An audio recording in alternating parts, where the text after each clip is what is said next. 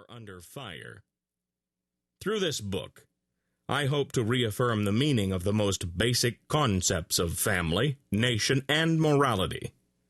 By pointing out how internal enemies are undermining our religion, schools, courts, military, media, and police, I hope to continue to act as Paul Revere did in his time. If I were given to comedy in this serious battle for the future of America, I might say my midnight call would be, "The liberals are coming! The liberals are coming!" Unfortunately, these times do not lend themselves to comedy. Moreover, the liberals aren't coming. They're already here. The damage they are doing, and have done, is very difficult to calculate. The precise connection between extreme liberal pressure groups and outright criminal activity is difficult to determine, but I assume it does exist. Why do I say this? Many of you are under the impression that civil libertarians are sincere in their desire to protect our liberties from an oppressive government. At least that's the message they have sold you for decades. If that were the case, how would you explain the following?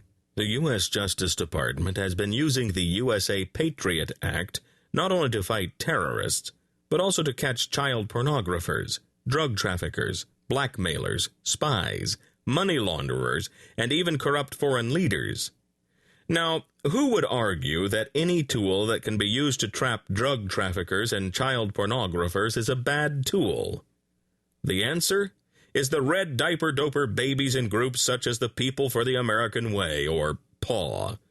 For example, Elliot Mintzberg, legal director for PAW, a radical leftist civil liberties group, often critical of America, especially the police and military, said the following: "What the Justice Department has really done is to get things put into the law that have been on prosecutors' wish lists for years.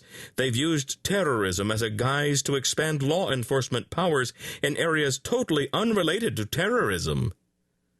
I would ask Mr. Mintzberg if he feels child pornographers, spies, and drug dealers deserve the special protection they have been enjoying for decades thanks to liberal judges and laws.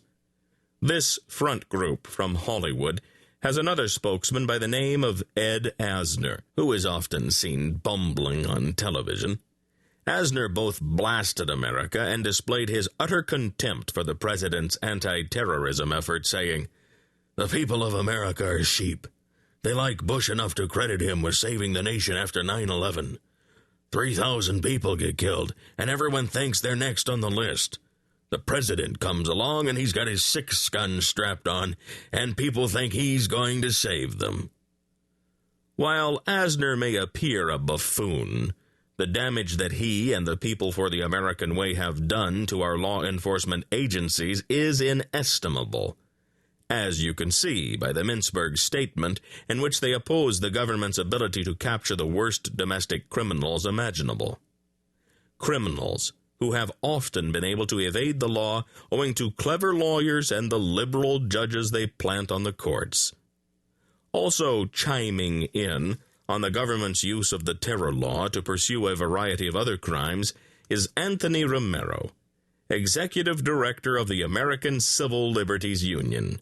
He said, "Once the American people understands that many of the powers granted to the federal government apply to much more than just terror, I think the opposition will gain momentum." Which side is Mr. Romero on? The law, or that of the child pornographer and drug dealer?